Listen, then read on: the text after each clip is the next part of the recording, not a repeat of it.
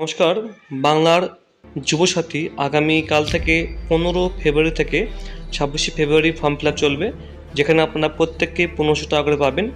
21 থেকে 40 বছরের মধ্যে বয়স হলে যে কোনো ছেলেমেয়েরা মাধ্যমিক পাশ হলেই এখানে আবেদন করতে পারবেন।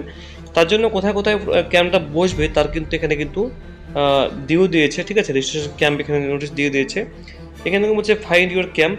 তাছাড়াও ক্যাম্প স্টেশন দেওয়া রয়েছে। এখানে আপনি টোল ফ্রি নাম্বারে কল করতে পারেন। এই নাম্বারে আপনি ফোন করে বন্ধুরা ফোন করে জানতে পারবেন যে আপনার এলাকায় কোথায় কোথায় কোন কোন সময়ে ক্যাম্পটা বসবে। আর এখানে বলছে দেখুন, ক্যাম্প স্টেশন বলছে ক্যাম্পে আসার সময় অনুগ্রহ করে আধার কার্ড, ব্যাংকের পাসবই প্রথম পাতা, মাধ্যমিক বা সমতুল্য পরীক্ষার অ্যাডমিট কার্ড বা মার্কশিটের জেরক্স এবং 2 কপি পাসপোর্ট সাইজ ফটো আপনাকে সঙ্গে করে নিয়ে আসতে হবে। এটা এখানে স্পষ্ট বলে দিয়েছে। ফাইন্ড ইউর ক্যাম্পে আপনি বন্ধুরা ক্লিক করে দেবেন। ক্লিক করার সঙ্গে সঙ্গে আপনি এখান থেকে বন্ধুরা দেখুন 15 থেকে 26 ফেব্রুয়ারি এখানে বলা হয়েছে। আপনাকে ফর্ম ফিল আপ প্রসেসটাও দেখে দিচ্ছি কীভাবে ফর্মটা পূরণ করতে হবে। এখানে আপনি ডিস্ট্রিক্ট সিলেক্ট করে দেবেন। ডিস্ট্রিক্ট সিলেক্ট করার পরে আপনি এখান থেকে বিধানসভা সিলেক্ট করে দেবেন। বিধানসভা সিলেক্ট করার পরে আপনার এলাকা আপনি এখান থেকে দেখে নেবেন। দেখুন এখানে আপনার এখানে সব কিছু দিয়ে দিয়েছে। সব কিছু আপনি এখান থেকে বন্ধুরা পেয়ে যাবেন, কোনো সমস্যা নেই। দক্ষিণ দিনাজপুরে সব কিছু এখানে আপনারা পেয়ে যাবেন। দেখুন পুরো হাওড়ার দেখুন দেওয়া হয়েছে এখানে। এখানে পাশে ক্লিক করলে আপনি এখানে সব কিছু পেয়ে যাবেন, কোথায় কোথায় বসবে এখানে দেওয়া রয়েছে, ঠিক আছে। তো এবার আপনাকে দেখাই যে কীভাবে আপনি ফর্মটা পূরণ করবেন। এবার দেখুন এই যে ফর্মটা আপনি এখান থেকে ডাউনলোড করবেন বন্ধুরা। ডাউনলোড করার পরে এখানে দেখুন ওয়েবসাইটের নাম আপনারা দেখেন এখানে wbforceyouth.com। এখানে আসার পরে আপনি এখানে অ্যাপ্লাই নাও অপশানে ক্লিক করতে পারবেন। আপনি এখান থেকে ফর্ম ক্লিক করতে পারেন, দুটোতে আপনি বন্ধুরা ক্লিক করতে পারেন। এখানে ক্লিক করার পরে এখানে দেখুন সব কিছু দেওয়া রয়েছে। দুটোর মাধ্যমে আপনি আবেদন করতে পারবেন। পরবর্তীতে অনলাইনে শুরু হয়ে যাবে। অফলাইন মোডে স্পেশাল ক্যাম্পে আপনারা আবেদন করতে পারবেন। এছাড়াও সমস্ত কিছু বন্ধু দেওয়ার method two online application. Online application বলছে আপকামিং, আর কিছুদিনের মধ্যে অনলাইনে শুরু হয়ে যাবে। কিন্তু প্রথম এখন কিন্তু 2016 ক্যাম্পে কিন্তু বন্ধুরা ফর্ম ফিল আপটা চলবে। সব কিছু এখানে বন্ধু দেওয়া রয়েছে, ডকুমেন্ট আপলোড তথ্য সব কিছু এখানে দেওয়া রয়েছে। এবার আমরা দেখব ফর্মটা কোথায় পাবো, ঠিক আছে। এবার আমরা এখান থেকে চলে যাবো ফর্মস। এই ফর্মস আমি বন্ধুরা এখানে চলে যাবো, ফর্মসে ক্লিক করে দেবো। ফর্মসে ক্লিক করার পরে এখানে দেখুন অ্যাপ্লিকেশন ফর্ম এখানে দেওয়া রয়েছে। ভিউ অ্যান্ড ডাউনলোড আপনি ক্লিক করে দেবেন। ক্লিক করার পরে আপনি ফর্মটাকে ডাউনলোড করতে পারবেন, ঠিক আছে। এটাকে আপনাকে আরেকটা জিনিস দেখে দিই বন্ধুরা, যেটা হচ্ছে এখানে দেখুন এখানে বলছে, এখানেও দেখুন দেওয়া রয়েছে বাংলার যুবসাথী ফর্ম ডাউনলোড পিডিএফ। এখান থেকে আপনি ফর্ম ডাউনলোড করতে পারবেন। তার আগে আপনাকে দেখে দিই আমি এখানে কী কী ডকুমেন্টস লাগবে। দেখুন টাকাটা ঢুকবে আপনার 1 এপ্রিল থেকে, মানে এপ্রিল মাসের 1 তারিখ থেকে আপনার ব্যাংকে টাকা ঢোকা শুরু হবে। এই দেখুন এখানে দেওয়া রয়েছে 1500 টাকা প্রতি মাসে দেওয়া হবে। এসসি, এসটি, ওবিসি, জেনারেল, পুরুষ মহিলা সবাইকে দেওয়া হবে, সমান টাকা দেওয়া হবে। এখানে এসসি এসটি হলে বেশি পাবে এমন না, এখানে সবাই কিন্তু সমান পাবে। লক্ষ্মী ভাণ্ডার যেমন উল্টোটা হয়, যেমন এসসি এসটি হলে বেশি পায়, এক্ষেত্রে তা নয়। সেক্ষেত্রে সবাইকে 1500 টাকা দেওয়া হবে। 21 থেকে 40 বছরের মধ্যে বয়স হতে হবে, কম বা বেশি হলে চলবে না। মাধ্যমিক পাস বেকার যুবক যুবতীরা এখানে আবেদন করতে পারবেন। এবার ডকুমেন্টস কী লাগবে বন্ধু দেখুন এখানে প্রয়োজনীয় নথিপত্র এখানে লাগবে, আপনার আধার কার্ড লাগবে, এরপরে লাগবে মাধ্যমিক অ্যাডমিট কার্ড লাগবে, শিক্ষাগত যোগ্যতার প্রমাণপত্র আপনাকে দিতে হবে এখানে, মানে মাধ্যমিকের মার্কস দিতে হবে।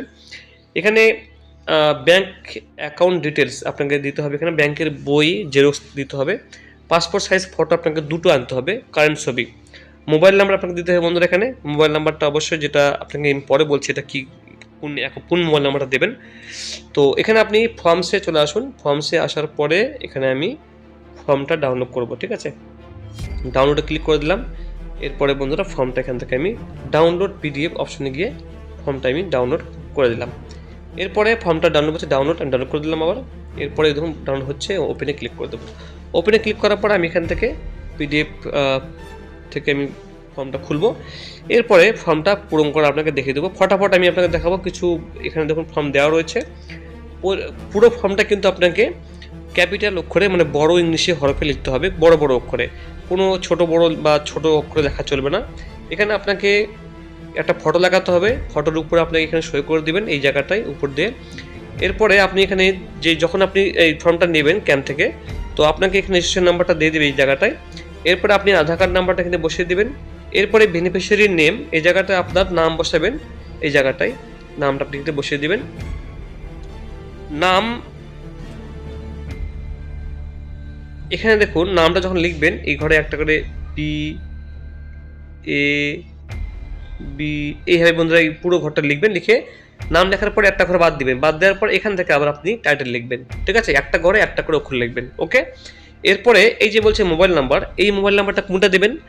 যে মোবাইল নাম্বারটা আপনার ব্যাংকের সঙ্গে লিঙ্ক করা আছে, যে যে মোবাইলে আপনার টাকা তোলা বা জমা SMS ঢোকে, সেই মোবাইল নাম্বারটা আপনি এখানে বসিয়ে দেবেন। ঠিক আছে, আর এই ইমেল আইডি থাকলে এখানে দিবেন, ইমেল থাকলে দেবেন, না থাকলে কোনো সমস্যা নেই।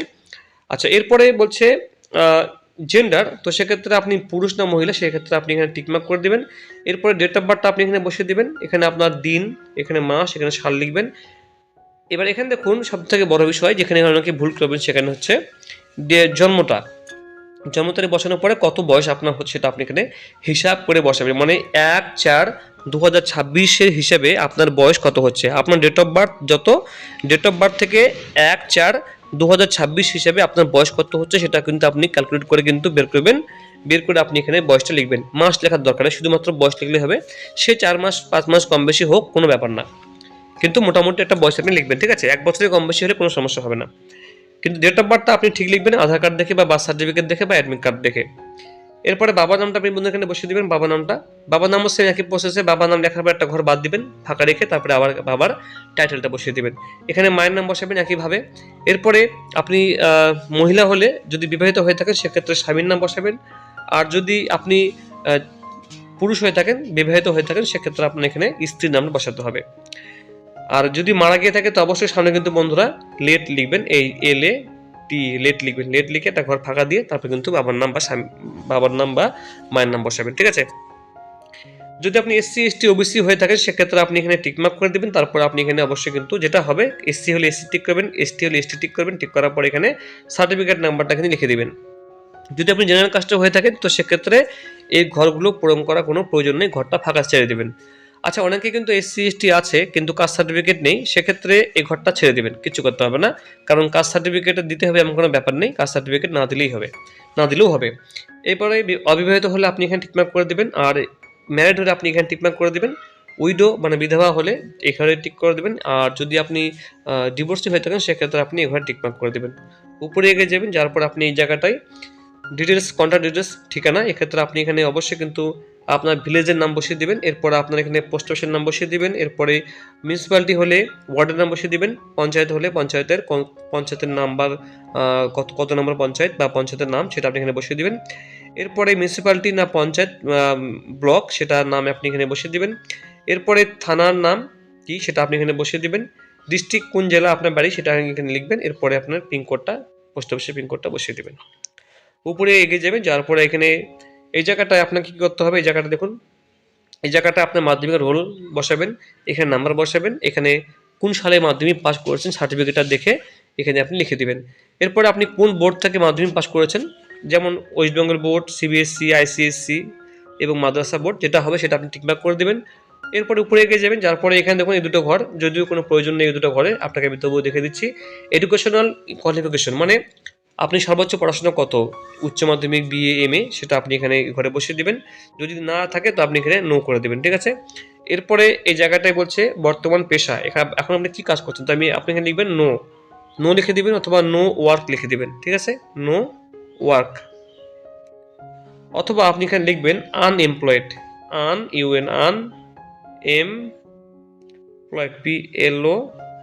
PLOYED। আমি আপনাকে বড় করে দেখাচ্ছি, এটা কিন্তু আপনি এই যে আনএমপ্লয়েড একটু দেখে নিন বন্ধুরা, এইটাই কিন্তু আপনি এই ঘরটাই লিখে দিবেন, আনএমপ্লয়েড লিখবেন। কখনোই লিখবেন না আপনি কোনো কাজ করছেন, কাজ করা লিখবেন না, আপনি লিখবেন আপনি বেকার।